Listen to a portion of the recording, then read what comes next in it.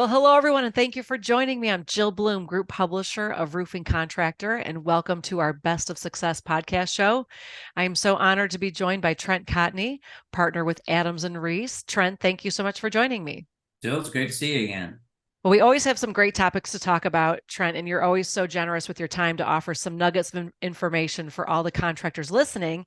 And no doubt we've got some great topics to cover again today. But let's start with safety and safety incentive plans. What does everybody need to know about some things that could possibly go sideways if they don't do it the right way? Sure. So, everybody that's listening, I'm sure everybody has a great safety manual and with a good disciplinary policy in it. But I think there's a tendency among contractors to just focus on the discipline aspect if they find a safety violation. So one of the things that OSHA looks for, the state equivalents, is they want to make sure that you're doing a couple of different things. One is retraining. So let's say you have your crew that, didn't erect scaffolding correctly or wasn't tied off or whatever it might be. It's one thing to discipline them, but you need to bring them back in, either train them on the job site or train them, at the home office, and make sure you document that training. Okay. And the second thing is you can't just have the stick, right? You got to have the carrot. So that's where safety incentive plans come up. Now, OSHA has come out with a letter, a standard interpretation letter that came out in 2018 that is directly on point. That talks about what you can do and what you can't do. What OSHA is concerned about is they don't want any policies that could be construed as preventing people from reporting. Okay, so clearly, if you've got something that incentivizes somebody to report, there's nothing wrong with that, whether it's bonuses or gift cards or whatever it is. But if you are incentivizing a safe workplace, and let's say, for example, there's a $100 bonus, per person per crew per month, okay, you may have a situation where the crew doesn't feel like they can properly report because they don't want to lose the money and they don't want the other people that they work with to blame them for losing the money. Okay. Right. So what does OSHA say about cutting against that? They say you can still have those, but you've got to do a few things, right? You got to train. You got to make sure that you are training and documenting that training on reporting and the importance of it, and that nothing should be construed, otherwise. The second thing is you got to incentivize reporting. So it's great that you are incentivizing safety, but you also need to incentivize the reporting aspect, right? And the third thing is that you need to audit the system. So you need to make sure that you're doing surveys, anonymously, that you're polling your employees, and that you are going in to see whether or not you have created a situation where people feel free to report and correct incidents if they occur. And if you do all that, you can have a great safety incentive plan. There's no one size fits all, Jill. It varies depending on what company you're in. Yeah, there's no doubt it varies from the company. It varies on the situation, of course. And I have to put a little plug out there because Walls and Ceilings has a leadership award that we're going to be announcing the winner here shortly, mid-September. And that it is focused on a safety situation. So we'll be excited to tell everybody about that as we get closer.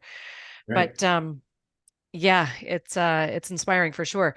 So moving on though, Trent, you also were talking about OSHA and some heat standards that are important. It's so hot. I mean, my goodness, I moved my daughter into college this weekend and it was 91 degrees and everybody was just drenched moving from the car in the driveway, just into the apartment. It was so hot. I can't imagine being, on a job site.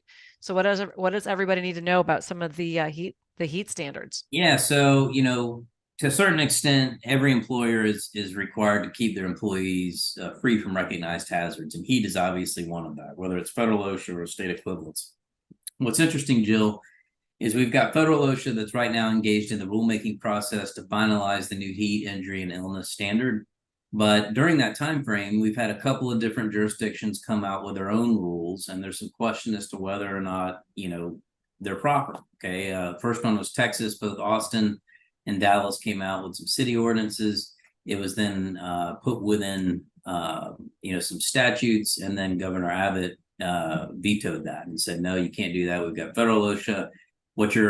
His concern was that you're creating a framework where the safety standards change depending on what city you're in, and that's not good for contractors, right? No, that's too hard to figure. It's too hard to keep it straight. Exactly. And now recently, Miami-Dade has undergone the same kind of of suggested changes. It hasn't gone into law yet, but clearly I believe in safety. I'm 100% for safety. I'm 100% for any kind of, heat protection training, you name it. But we already have a federal framework in place. And what I don't want is I don't want, contractors having to worry that just because they cross county lines or city lines, that they've got a new set of rules and regulations they got to follow. So obviously it's a big concern. It's on everybody's radar right now because it has been so incredibly hot this summer. But yeah, I'll be glad when things die down and we finally get that rule in place so that there's some consistency. Yes, that'll be important because I can't imagine trying to keep that all straight and being Right. fined in one city, but you're like, wait, I thought I was I thought I was doing it right from Yeah, that's one it. place next. Well, the last thing I want to talk to you about today, Trent, is of course the fires in Lahaina over in Hawaii, and it's really been scary for all those involved. Crisis management for sure. But you were also talking about just fire really properly mitigating the area that you're in. And I think you mentioned WUI. So can you tell everybody what do they need to know about this? And I know Sure. Western States has done something with that recently as well. Absolutely. Western States is all over this. And, first off, my heart goes out to, everyone over in Hawaii and Maui. Got a lot of contractors and friends that are in that area, and it's devastating to see what's happened. The WUI standards, WUI stands for Wildland Urban Interface, and it's a term that is commonly used to describe sort of the transition between unoccupied land and human development, right? So it could be a forest type area, it could be just, woodlands, whatever it might be. But it's talking about mitigation of that area and kind of figuring out what is the best way to decrease the potential for fires, right? And then also what you have to always take into account with WUI is the building materials that you're using. There have been standards in place since the Great Fire in Chicago, 100 plus years ago. But when you're combining these outside forces, you really want to make sure that you're looking at this holistically.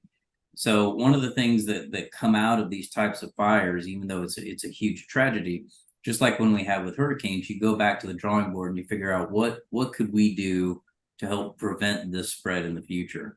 And from that, we get new building materials, new codes, new regulations, some of which I think are going to be useful for purposes of trying to prevent this kind of stuff in the future. Again, horrible tragedy. I see the before and after, and it's just amazing what kind of damage that was done out there.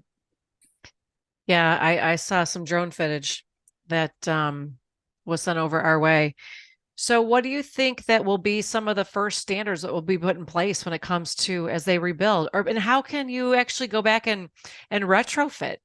Or because there's so many, I mean, it's great to come up with new things, but how do you also protect yourself now for something that could possibly happen? Right. So in reading some of the discourse that's come out since those fires, there's been some finger pointing, and that's always going to happen anytime you have a disaster like this. One of the Right. things I think will happen is they'll do a forensic analysis of what could have been done better from a standard operating procedure regulation standpoint. What could we have done better to be prepared for this kind of tragedy? I think one of the things that you're also going to be looking for, because I've experienced this plenty of times in areas that are affected by tornadoes or hurricanes, retrofitting isn't necessarily what needs to be done. Although sometimes if you've got a big enough improvement, code will require you to retrofit, depending on where you are and what the nature of the improvement is.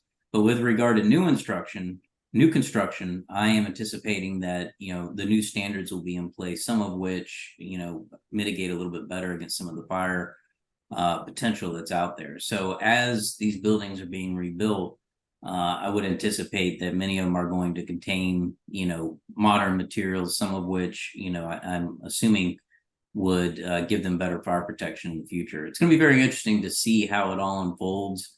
Obviously, right now the biggest concern is the families and those that have been affected, but it is a learning opportunity. The goal here is to prevent this not only in Hawaii but elsewhere. California, Oregon, Washington all suffered tremendous losses due to fires. And understanding WUI and understanding the code interface, I think, is something key for, not just Western states, but for all of us to really look at as we continue to have not only record heat, but a lot of the other issues that we've had from natural disasters. So Yes, lots to unpack there for sure. That we will learn more as we go along. But thanks so much, Trent, for that insight. It's always good to hear what your thoughts are. And if anybody has any questions for you, Trent, how do they get a hold of you? sure, they can always check me out on social media. It's just Trent Cotney, whether it's on Twitter, Facebook, LinkedIn, you name it. Or you can email me at trent.cotney@arlaw.com. Sounds great. And if anybody has any questions for us, it's roofingcontractor.com or wconline.com. And while you're there, make sure you sign up for all our free content, especially our videos, our e-news, our website, our webinars. That way you can always stay up to date on all the great content we're putting out, especially interviews like this today with Trent. And most importantly, stay safe and healthy. And we can't wait to talk to you soon. Thanks again, Trent. Thank you.